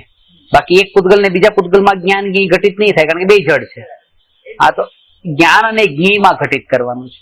પોતાને જ્ઞાનની ખાસ તો એ છે કે બધા પદાર્થો પણ પોતે એકરૂપ જ રહે છે, અનેક રૂપ થતા નથી. આખા જગતના એ રીતે જ્ઞેય જયારે લે ત્યારે જ્ઞેયમાં બધા દ્રવ્ય લઈ લેવાના, પોતાનું એક જ દ્રવ્ય. સમજાયું તમને? પૂછો. જ્ઞાન અનંત જાણીને પણ અનંત થતું નથી ને, પણ અજ્ઞાનીને તો થાય ને. જ્ઞાન જાણે ચૂકીને જાણે આખું એકાકાર થાય ને, એટલે થાય કે ન થાય. કેવળી ભગવાન એટલે કેવળી ભગવાનનું જ્ઞાન અનેક જ્ઞેયને જાણીને અનેક રૂપ નથી થતું, અને અજ્ઞાનીનું જ્ઞાન અનેક જ્ઞેયને જાણીને અનેક રૂપ થઈ જાય. એવી જે માન્યતા જીવને અનાદિકાળથી પડી છે, અને એ જ માન્યતા જે પડી છે એ તમે વાક્યમાં બોલ્યા. આના મિથ્યાત્વ, આના મિથ્યાત્વ. એવું હોય નહીં, એવું માને છે. બાકી નિગોદિયા જીવની જ્ઞાનની પર્યાય દરેક સમયે અલગ અલગ જ્ઞેયને જાણે છે, તેમ છતાં પણ એ જ્ઞાનાકારે જ પરિણમી રહી છે, જ્ઞેયાકારે નહીં. એ એક રૂપ જ પરિણમી રહી છે, અનેક રૂપ નહીં, અનેક રૂપ નહીં. આ સ્વભાવની સમીપ જઈને જયારે અનુભવ કરીએ ત્યારે આવો અનુભવ થાય. પણ જે સ્વભાવની સમીપ ન જઈને જ્ઞેયોને જ અનુભવતા હોય એને તો ભેદ રૂપે જ અનુભવ થાય. એને તો પછી કેવડીનો પણ ભેદ રૂપે જ લાગશે. હા, શક્તિ વધારે શક્તિ વાળા લાગે. આપણને એ જ છે ને કે શક્તિના આ જે ભેદ પાડ્યા છે ને, જ્યારે જ્ઞેયોની અપેક્ષા નથી રહેતી ત્યારે આ અલ્પજ્ઞ ને સર્વજ્ઞનો ભેદ નથી રહેતો.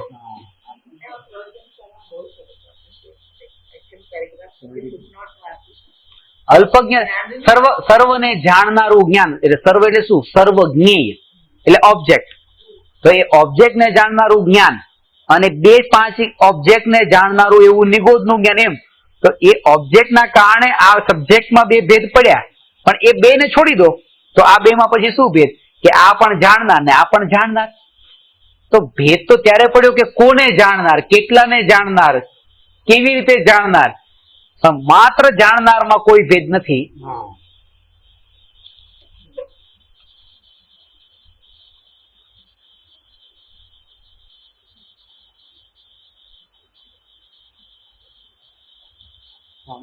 આ વાત આપણને એટલા માટે બતાવવામાં આવે છે કે બધા જાણનાર કેમ? ખાલી હું એટલું જાણી લઉં કે હું જાણનાર. કે આપણને ખાલી અત્યારે પોતાના વિકલ્પો સંબંધિત પ્રોબ્લેમ નથી, આપણને બીજાના વિકલ્પો સંબંધી પ્રોબ્લેમ છે કે તમે આવું કેમ કરો છો, તમે આવું કેમ કરો છો. ત્યારે એ સોલ્યુશન થઈ જાય કે ભાઈ તમે નથી કરતા, તમે તો જાણનાર જ છો, ઉદય અનુસાર આ વિકલ્પ આવે છે, તમે કઈ નથી કરી. હા, બસ પોતાને જ ફાયદો થયો, આ સમાધાન થયું.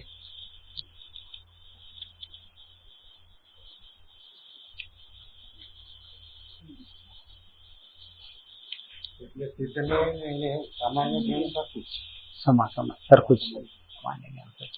નિરોધન સિદ્ધને સામાન્ય જ્ઞાન સરખું જ છે. કેવું છે ભાઈ આમાં? નિરોધ્યાનું જ્ઞાન પણ જ્ઞાનરૂપ જ પરિણામ હશે કે જ્ઞાનકાર નથી. અને મારું પણ પાછું એ લેવાનું નહીં તો પછી એમ થાય કે આ તો કોઈ બીજાની વાત છે, સિદ્ધ હું નથી, નિગોધ્ય હું નથી, હું તો કોઈ ત્રીજો જ છું. હા, એટલે પાછું વચ્ચે ઘટિત કરવાનું કે એવો જ પાછો હું નિગોધ જેવો, સિદ્ધ જેવો એવો પોતાના ઉપર લેવાનું છે. ખરું તો એ જ છે. પાછું ક્યાંક નિગોધ ને પરફેક્ટ લઈ લઈએ, સિદ્ધ ને પરફેક્ટ લઈ લઈએ અને પોતે જ રહી જઈએ પોતા ઉપર. બસ હવે એમાં શું કીધું કે સિદ્ધ ભગવાનનું વર્તમાનનું, મારું વર્તમાનનું ને નિગોધનું વર્તમાનનું, એ તો બરાબર, આ તો બરાબર છે કે એક સરખું, એમાં કોઈ ભેદ નહીં.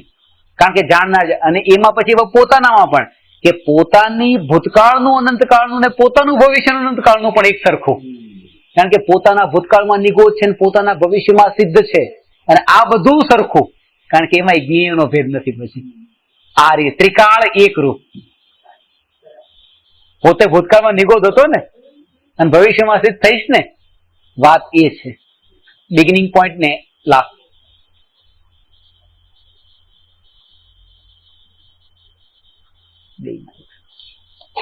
હવે જો ફૂટનોટમાં શું વાંચવાનું હતું?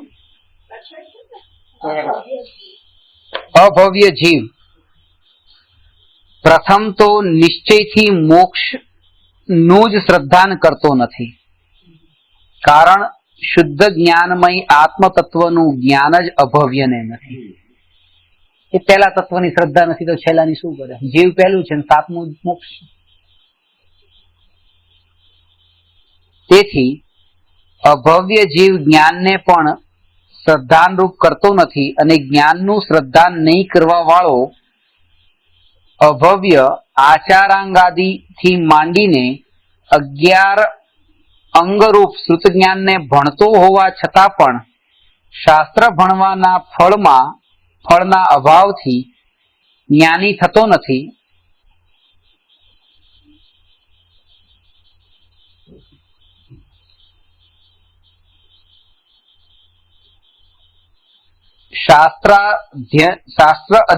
શાસ્ત્રાધ્યયનનો ગુણ ફળ તો એ છે કે ભિન્ન વસ્તુભૂત જ્ઞાનમય આત્માનું જ્ઞાન થાય. આ વાત એનું ફળ છે. આને આ રીતે અંદરમાં ભાવથી ભીંજાઈને સાંભળજો કે આ વખતે સાંભળતી વખતે એમ કે સાંભળતા પણ ત્યાં દ્રષ્ટિની પ્રધાનતા છે. પછી આ કાન વડે સાંભળ્યું ને અહીંયા શરીર સાથે બેઠા રહીને સાંભળ્યું, આ બધું ત્યાં નહીં લેવાનું. ત્યાં એકલું જાણપણું જ લેવાનું. જાણપણું. કારણ કે ઘણી વખત પરથી છૂટા પડ્યા, અહીંથી છૂટા પડ્યા, પણ આ તો સાથે લઈને બેઠા, આ ઇન્દ્રિયો તો સાથે જ છે, આના થકી સાંભળ્યું એવું પાછું લાગી જાય છે. એટલે સમ્યક દર્શન થયા પછી સાંભળવાનું બંધ થઈ જાય છે, દેખવાનું બંધ થઈ જાય છે, સૂંઘવાનું બંધ થઈ જાય છે, ચાખવાનું બંધ થઈ જાય છે, અને સ્પર્શવાનું બંધ થઈ જાય છે. માત્ર જાણવાનું રહે છે. કારણ કે આ બધામાં તો ઇન્દ્રિયોનું નિમિત્તપણું છે, અને ત્યાં ઇન્દ્રિયો જાણનારી નથી એ શ્રદ્ધા થઈ, એટલે આ સૂંઘવું ચાખવું બધું બંધ, જાણવું જ એક રહ્યું.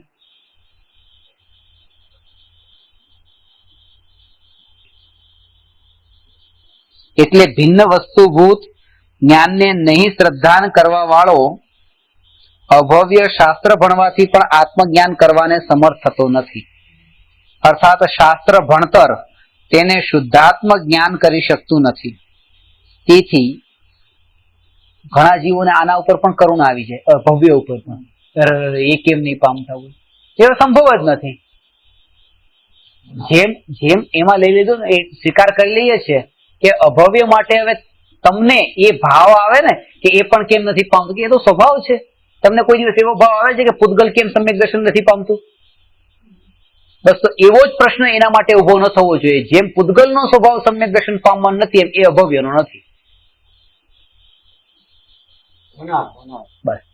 અને એવી જ રીતે પછી બધા જ જીવો માટેનું કે આ કેમ નથી પામતા, આ તો ભવ્ય છે. બસ તો ત્યાં પણ કે હજુ એનો આ કાળ પાક્યો નથી એટલે નથી પામતું.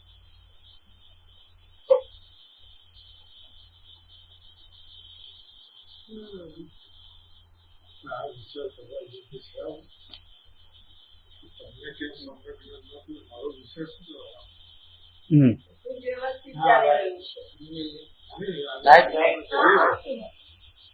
કઉ છું હું એ જ કહેવાનો હતો ત્યાં તમે બોલી ગયા કે તમારી તમે બેઠા છો મને ખબર છે.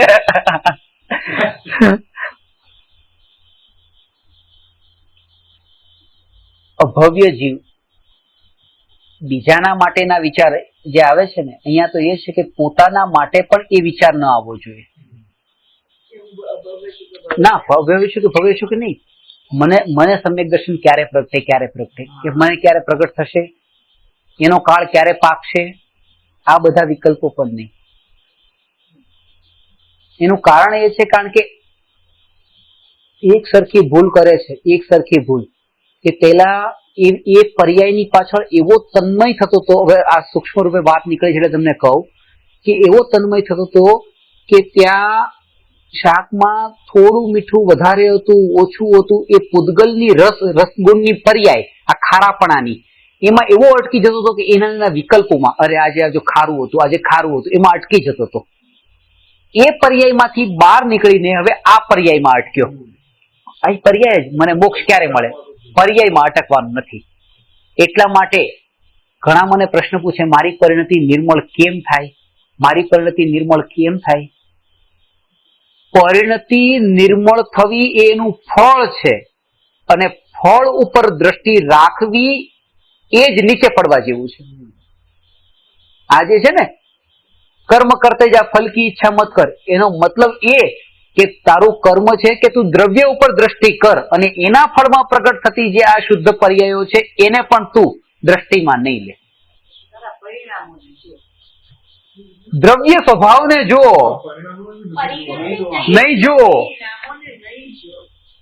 બે વસ્તુ છે આમાં વાત નીકળી છે એટલે હું હજી કહી દઈશ એક વાત ખાસ કે દ્રષ્ટિ તમારી દ્રવ્ય પર હોય અને પર્યાયનું જ્ઞાન હોય. જ્ઞાન હોવું જોઈએ પર્યાયનું પણ દ્રષ્ટિ ન હોવી જોઈએ પર્યાય પર. અને આ જ વાત અમૃતચંદ્ર આચાર્ય છે ને આ સમય સારના ત્રીજા કળશમાં કહે છે.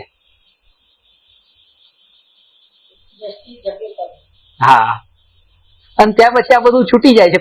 પછી એ પ્રશ્ન નથી થતો. આ દશાએ જયારે વિચાર કરીએ છીએ ને જેને પોતાના માટે જ આ વિચાર છોડી દીધો તો પછી હવે તમને થતું નથી ક્યારે થશે, કાળ પાક્યો નથી એ પછી છૂટી જાય છે.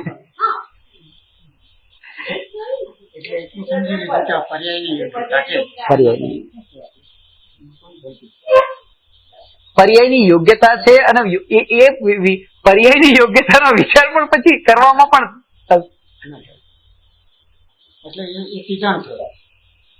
અને એટલા માટે કીધું છે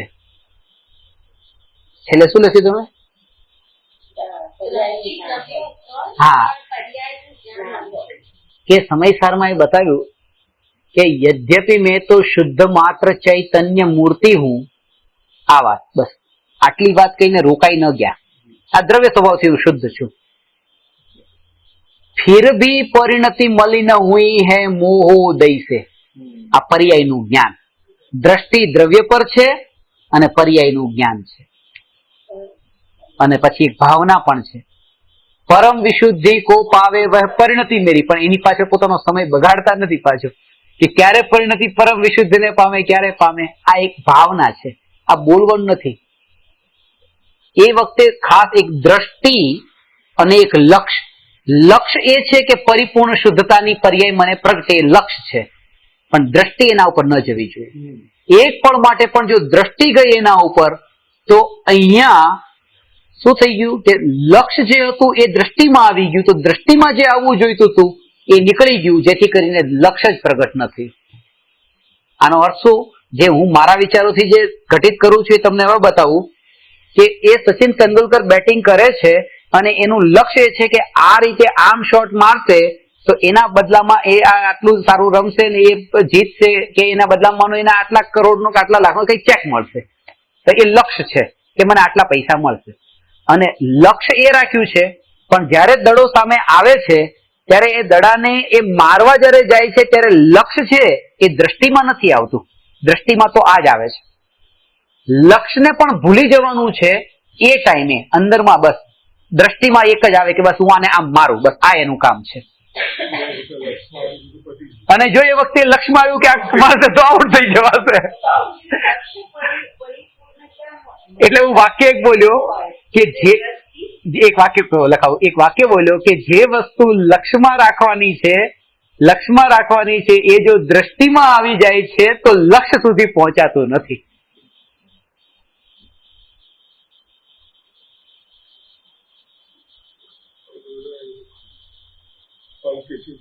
બસ આ એનો અર્થ આ લેવાનો આપણે.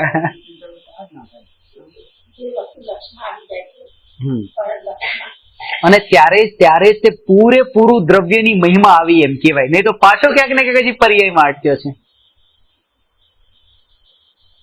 અહીંયા પછી કે અત્યારે એને કોઈ વિકલ્પ નથી, પાછો કોઈ વિકલ્પ નથી, બીજાના વિકલ્પ તો નથી. એક વાત ખાસ કે એ જયારે એમ રમવા જાય છે ત્યારે એની પેલા પણ એક ખેલાડી રમી ચુક્યો છે અને બીજા હજી રમવાના બાકી છે. પણ આવો લડો આવશે તો બાકીના પ્લેયર કેવું રમશે એ વિચાર પણ એને નથી આવતો. એને કેટલો ચેક મળશે નહીં મળે એ વિચાર નથી આવતો. પોતાનો જ જયારે વિચાર છૂટી ગયો છે તો બીજાના કેવી રીતે વિકલ્પ આવે એ વખતે? તો એ એકાગ્ર થઈ ગઈ છે. બરાબર છે. જો એ વખતે વિકલ્પ પણ એવો ઉઠી ગયો ને તો આઉટ જ થઈ જાય.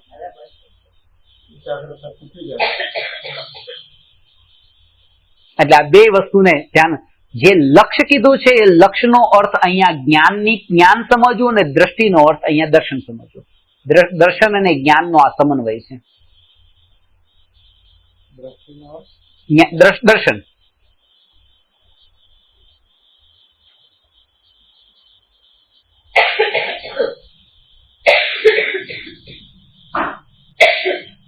કારણ કે એકલી દ્રષ્ટિ જો લેશે તો દ્રષ્ટિનો વિષય એને મળશે નહીં.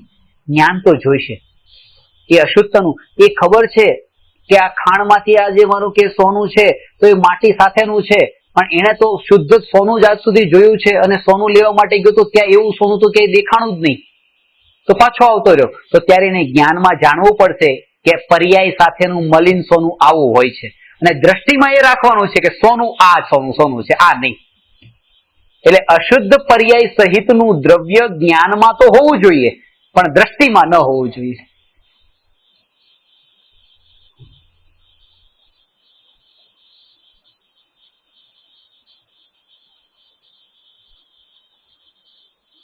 એટલે જ કીધું છે ને તો મોક્ષની પણ ચિંતા છોડી દે. હવે ત્યાં પાછો એ પ્રશ્ન કરે મોક્ષ ને છોડી દે પણ સમ્યક દર્શન ની તો કરવાની ને. અરે જયારે પરિપૂર્ણ શુદ્ધતાની ચિંતા છોડી દેવાની કીધી તો પછી આંશિક.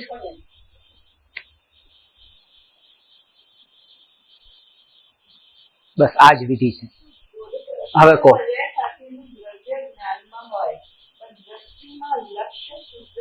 દ્રષ્ટિમાં પર્યાયથી ભિન્ન એવા દ્રવ્ય પર જ, એટલે દ્રષ્ટિમાં પર્યાયથી ભિન્ન એવું દ્રવ્ય જ હોય.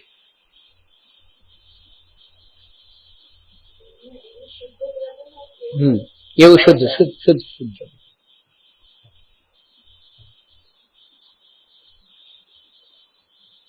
એ દ્રવ્યની શુદ્ધતા થઈ. પર્યાયની શુદ્ધતા જે કીધી એ શુદ્ધતા પણ શુદ્ધતા છે, પણ એને ત્યાં નથી લીધી.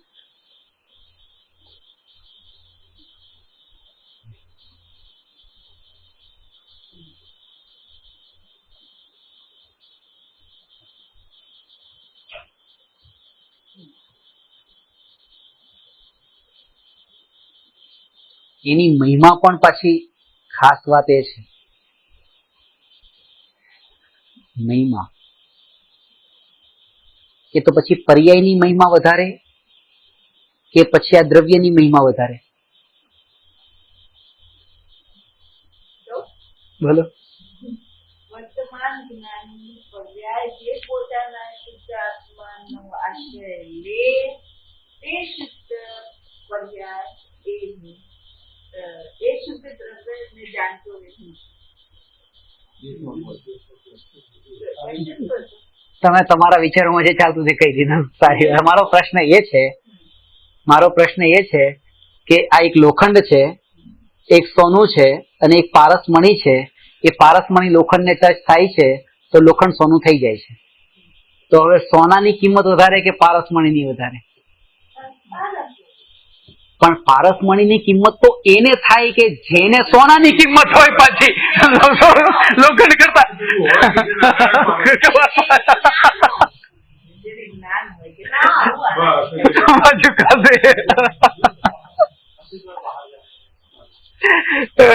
વાત એ છે કે ખબર હોય કે આ લોખંડ ને 18 સોનું થાય. પારસમણી કર્યો તો આપણે ખબર જ નથી કે પારસમણી જે કરવાનું શું કચરો જ લાગે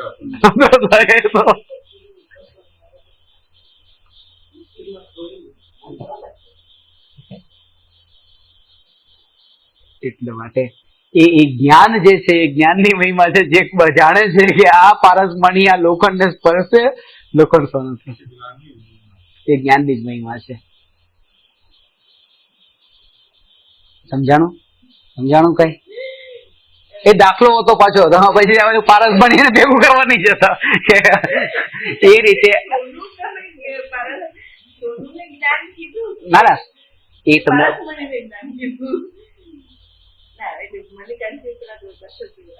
હા એટલે તમને કહું ફરીથી.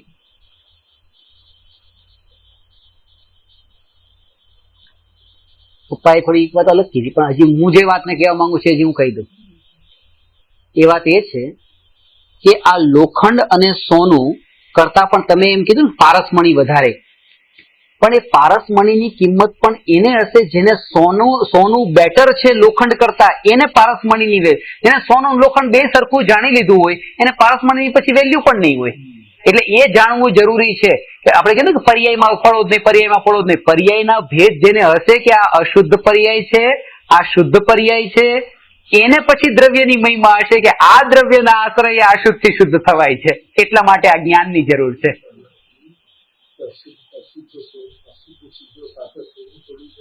એ જ્ઞાન હોવું જોઈએ બસ, તો જ એની વેલ્યુ આવશે. નહીં તો ક્યારેક પ્રાપ્ત થયેલું સોનું પણ છૂટી જાય એમ.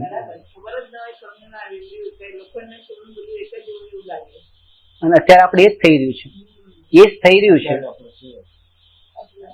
રહ્યું છે. આપણે ભગવાન એને જ કીધા છે, એને જ માનીએ છીએ જે ભગવાન છે. અને આ જે અશુદ્ધતા સાથેના ભગવાનને ભગવાન માનતા જ નથી. એટલે બસ એ જ સ્થિતિ. એટલે આપણે એની એ વેલ્યુ નથી કરતા જે મહાવીર ભગવાન માટે, મહાવીર ભગવાનની મૂર્તિ હશે ને એ જે આપણને અહોભાવ આવશે એવો અહોભાવ અહીંયા આત્મા, ભલે એને પર્યાયથી ન માનીએ, પૂજીએ નહીં, પણ એવું અંદરમાં એવો ભાવ તો નથી જ આવતો કે આ આત્મા છે. એક જડ પડ્યું અને એક ચેતન તો હોય, એ બંનેમાં આપણને વધારે ભાવ, જડનો વધારે મહિમા ભાવ, ચેતનનો એવો નથી આવતો વિશેષ ભાવ. ઘણા લોકો કે આમાં રસ્તા ઉપર ગાડી લઈને જતા હોય તો એક ચલો કોઈ ગાડીને ઠોકાય એ હજી ચાલશે, પણ માણસ કોઈને ઠોકાવો જોઈએ, એ ચેતનની મહિમા વધારે છે ને, કે એના પૂતગલ કરતા ચેતનની મહિમા વધારે હોવી જોઈએ. એક ભાઈ મને કીધું, મને કે ખરેખર હું ચેતનને જ બચાવું, એટલે માણસને બચાવું પૂતગલ કરતા. કેમ? પછી એને કારણ બતાવ્યું કે ભાઈ પૂતગલ ઠોકાય તો એટલા ન આપવા પડે પૈસા, એટલે માણસ ઠોકાય તો વધારે આપવા પડે. હવે જો પૂતગલ માટે ચેતનને બચાવવાનું એટલે પૂતગલને બચાવવા તમે ચેતનને બચાવો છો, પાછો ચેતનને બચાવવા ચેતનને નથી બચાવતા. મહિમા એવી હોય, અહીંયા આટલી બધી વસ્તુ પડી છે પણ એમાંથી આ બે વસ્તુ કઈક વિશેષ છે, એવી મહિમા જેને આવે તો એને કે દ્રવ્યની મહિમા આવી. અત્યારની ભૂમિકામાં આટલું તો થવું જોઈએ. ભલે મહાવીર ભગવાન જેવો હું પરમાત્મા અહીંયા પણ છે ને અહીંયાથી ન જોઈ શકતો, પણ આ પૂતગલોથી તો કઈક વિશેષ છે. થઈ જાય ને તો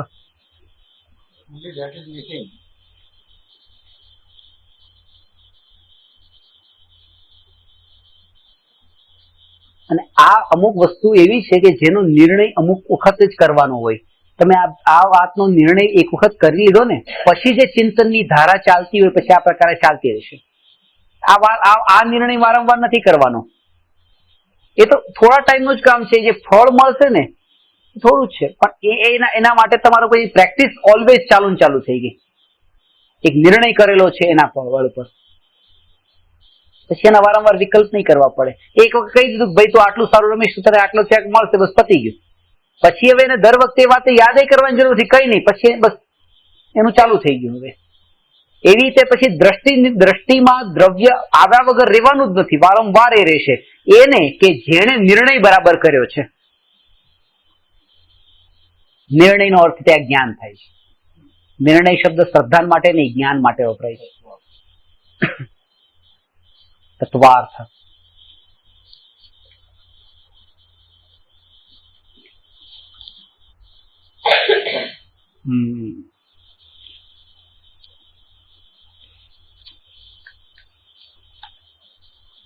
એટલે નિર્ણય કે હું આત્માથી આ બધું કરશે કે હું નથી, એ નિર્ણય. અને એક એ પણ છે કે એક મૂર્તિ બનેલી છે અને એક પથ્થર જ છે. મૂર્તિ ભગવાન છે, મૂર્તિમાં ભગવાન છે. તો જે મૂર્તિકાર છે ને, તે મૂર્તિકાર તો એ પથ્થરમાં જ ભગવાન જોઈ લે છે. એ તો કચરો કાઢ્યા પેલા જ ભગવાન જોઈ લે છે. પણ એવી રીતે આપણે અહીંયા પણ ભલે કચરો નીકળ્યો ન હોય ઉપરનો, પણ તો એમાં ભગવાન જોઈ લેવા. પણ એક વાત હવે ખાસ સમજવાની એ છે કે મૂર્તિ બનાવવા વાળાએ તો બીજા ભગવાન જોયેલા છે પાછા, કચરા વગર વાળા, એટલે આમાં જોઈ લે છે. આપણે તો એને નથી જોયા, તો આમાં કેવી રીતે ભગવાન જોવો? એટલા માટે પહેલા એ બતાવવામાં આવે છે કે જેને અહીંયા અનુભવ કર્યો હશે એને જ અહીંયા બધે દેખાશે કચરા સાથે ભગવાન. અને એટલા માટે શાસ્ત્રમાં છે ને, આત્માની અનુભૂતિની વિધિમાં પહેલું 4 સ્ટેપ બતાવ્યા ને, 4 સ્ટેપ મેં તમને લખાવ્યા હતા. સાચા દેવ શાસ્ત્ર ગુરુનો યથાર્થ નિર્ણય, 7 તત્વનો યથાર્થ નિર્ણય, સ્વપરનું ભેદ જ્ઞાન અને નિર્વિકલ્પ આત્માનુભવ. એમાં પહેલું સાચા દેવ, એ નિર્ણય જેને આવ્યો હશે એને અહીંયા થશે. એમ વ્યવહારથી પહેલા એ કીધું. જેને પૂર્ણ શુદ્ધ સ્વરૂપ જોયું હોય એ અશુદ્ધિમાં પણ, જેને શુદ્ધ સોનાને જોયું છે એ હવે મિશ્રણમાં પણ એ શુદ્ધ સોનાને જોઈ લેશે. પણ શુદ્ધ જોયું હોય એ.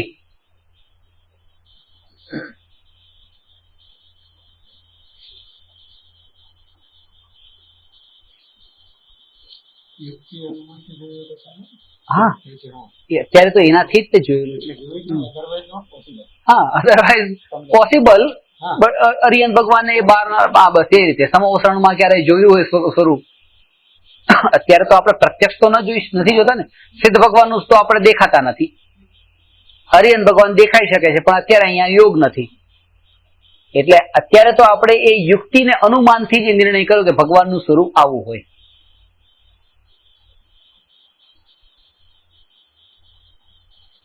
અનુમાનથી.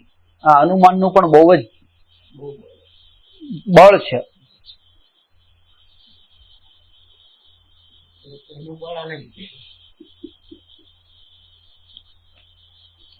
માળખું ઓલું છે અનુમાન કરીને. વાઘ કેવો હોય, હા બિલાડો નીકળ્યો, આવો જ વાઘ હોય, 4 પગ હોય, છઠ્ઠા પટ્ટા વાળો હોય, પણ થોડો મોટો હોય. બાપાજી કેતા ને,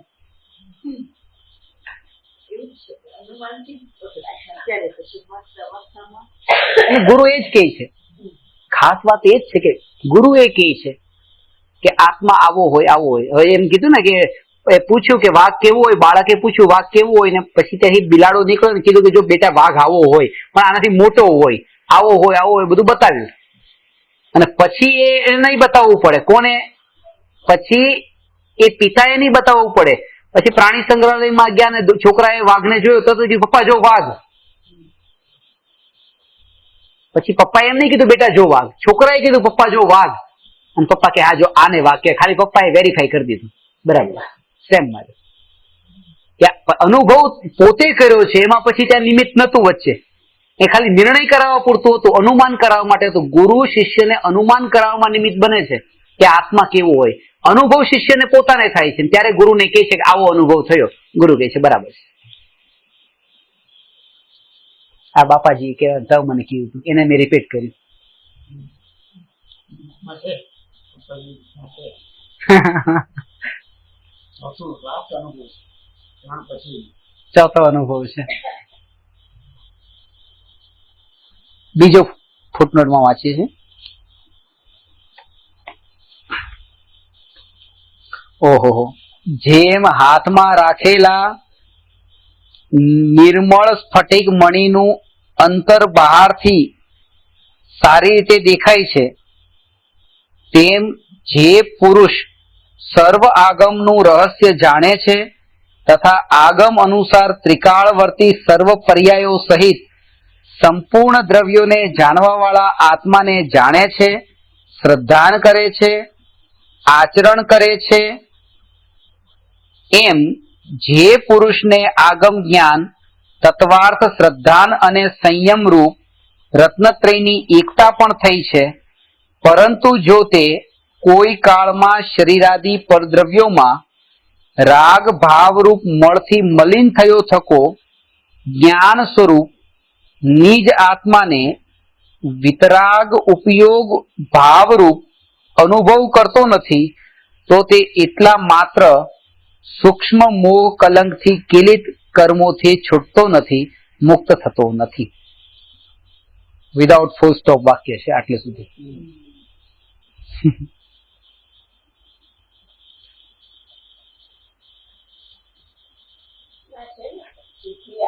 આ તો ખબર જ છે.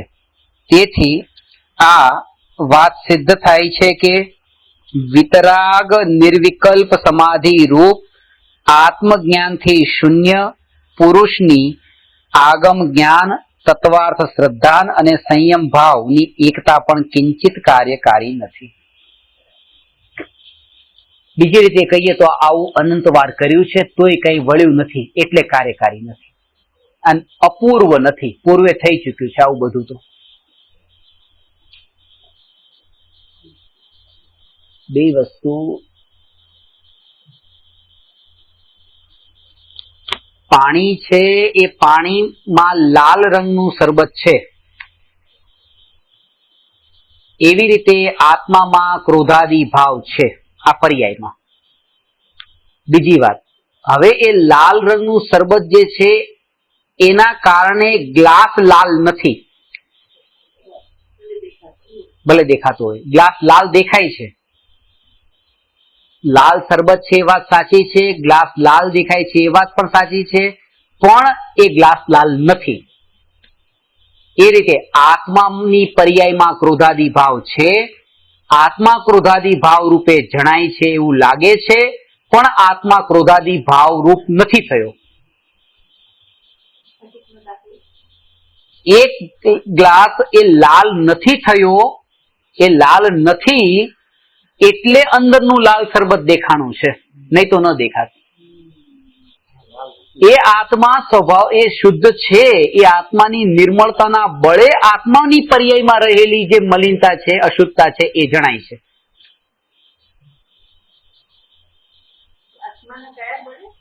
આત્માની દ્રવ્ય સ્વભાવમાં જે શુદ્ધતા છે એ શુદ્ધતાના બળે પર્યાયમાં રહેલી અશુદ્ધતા જણાય છે. અને જેના ગ્લાસમાં હવે લાલ શરબત આવ્યું તો એને એમ નથી થયું હતું કે મારો ગ્લાસ લાલ કેમ થઈ ગયો. ખબર છે, કારણ કે આવ્યો છે પાછો ખાલી થવાનો છે, રહેવાનું નથી. તો જ્ઞાનીને દરેક સમયે જાગૃતિ છે, બસ આ ક્રોધાદી ભાવ આવ્યા છે, જવાના છે, રહેવાના નથી. દ્રષ્ટિમાં તો એ જ હોય છે ને, મહેમાનને આપણે આપીએ ત્યારે એ તો એ જ ખબર છે કે આ ગ્લાસ પીવાનું નથી, એ શરબત જ પીવાના છે. જવાનું શરબત છે, ગ્લાસ આપણો રહેવાનો જ છે અહીંયા. તો એ જ આ ક્રોધાદી ભાવ જ જવાના છે, કારણ કે પરના માટે છે, પરના લક્ષ્ય છે, એ લઈને જવાના છે. પર જશે ને આ ભાવ જશે.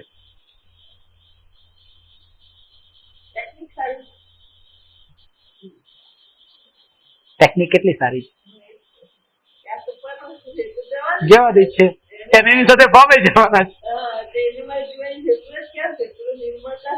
એને જ મુખ્ય વાત છે પર વસ્તુ છે જાણવું.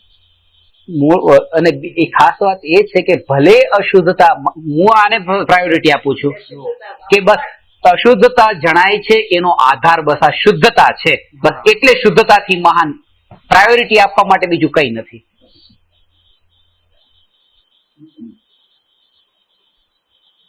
એ શુદ્ધતાના ઉપર અશુદ્ધતા જણાય છે. રંગીન કપડા ઓછા મેલા થાય, સફેદ કપડા વધારે મેલા થાય એવી આપણી માન્યતા છે, પણ એમ છે નહીં. રંગીન જેટલા મેલા થાય એટલા સફેદ મેલા થાય, તો બધા સરખા જ થાય. પેલામાં દેખાય અને આમાં ન દેખાય, ખાલી અંતર એવું હોય. આપણે બોલતા ભલે એમ હોય કે સફેદ કપડા વધારે મેલા થાય, એવું હોતું જ નથી. એમાં ધૂળ આવતી થોડી અટકી જાય છે, એ આવી એવી જ આવતી હોય.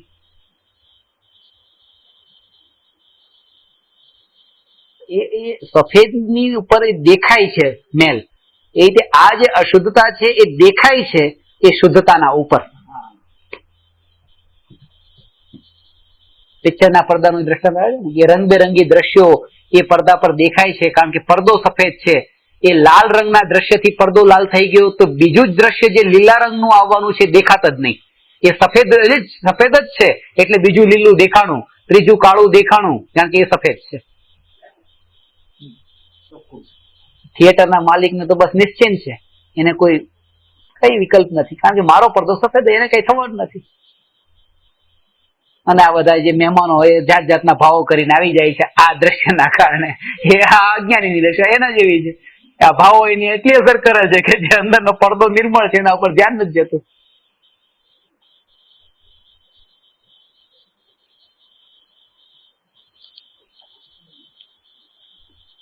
આ ચિંતન, આ પ્રેક્ટિકલ અભ્યાસ તમે કરજો. આ પ્રેક્ટિકલ, હું શુદ્ધ છું, હું શુદ્ધ છું, હું શુદ્ધ છું, પણ આટલી અશુદ્ધતા છે મારામાં. એ અશુદ્ધતા છે એટલે જ હું શુદ્ધ છું. એટલે દેખાય અશુદ્ધતા છે, ખબર પડી ને એટલે જ હું શુદ્ધ છું.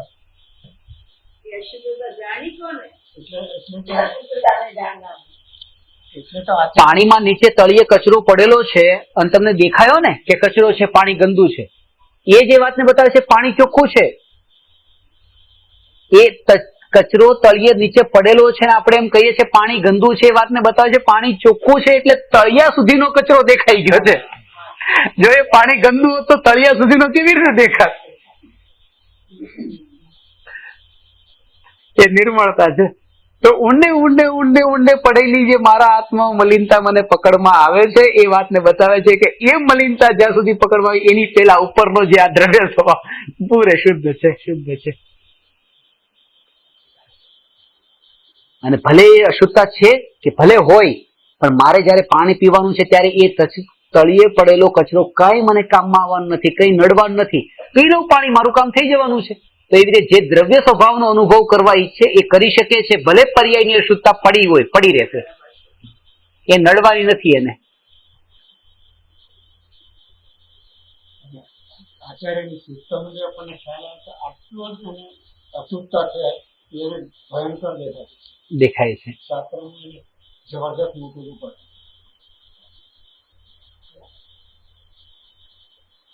સૂક્ષ્મ લોભ જે 10મા ગુણસ્થાનમાં પણ કીધો છે,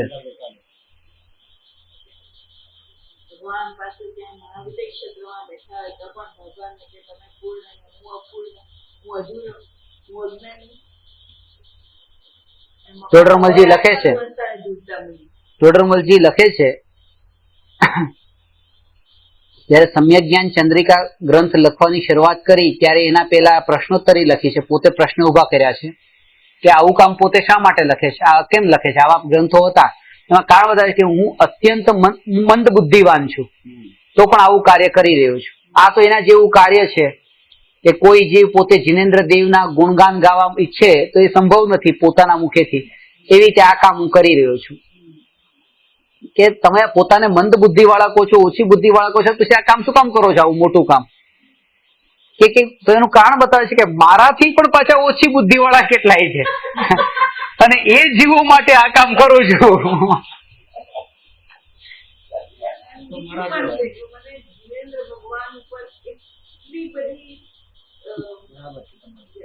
પ્રીતિ છે, ભક્તિભાવ છે, ભક્તિભાવ છે. એ વાત પણ છે, એ વાત છે.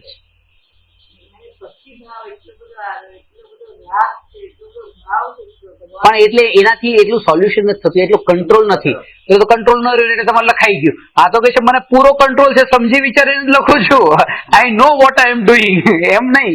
અને આખું કર્ણાનુયોગ નું ગ્રંથ લખો ને, કર્ણાનુયોગમાં તર્ક ન ચાલે. કર્ણાનું યુગમાં ન ચાલે. મારા ભક્તિભાવથી લખું છે. એ ભક્તામળ સુધી ચાલે. સોહમ તથાપિ તવ ભક્તિ વશાન મુનીશ, એ ચાલે ત્યાં. કે પોઈન્ટ બરાબર છે. ભક્તિથી બી એવું થાય. લખાય. ભક્તામાં એવી રીતે લખાય. હા, બસ એ રીતે ભક્તિના જે ગ્રંથો છે એમાં હોય. તમને બધા even એકદમ હા, ભક્તિને વશ થઈને લખે. એમાં છે ને સોહમ તથાપિ તવ ભક્તિ વશાન મુનીશ કર્તુમ સ્તવમ વિગત શક્તિરપી પ્રવૃત્ત પ્રીત્યાત્મ વીર્યમ વિચાર્ય મૃગી મૃગેન્દ્રમ નાભેતિ કિમ નિજ શિશો પરિપાલનાર્થમ.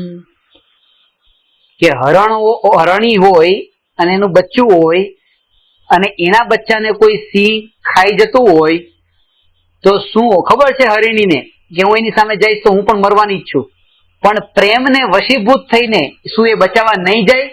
જશે. શક્તિ ન હોવા છતાં પણ પ્રેમ જ એવો એટલો બધો છે કે એ કામ કરવા જાય જ છે. તો એવી રીતે ભલે મારામાં શક્તિ નથી પણ પ્રેમ એટલો છે કે હું આ કામ કરી રહ્યો છું. ભક્તિના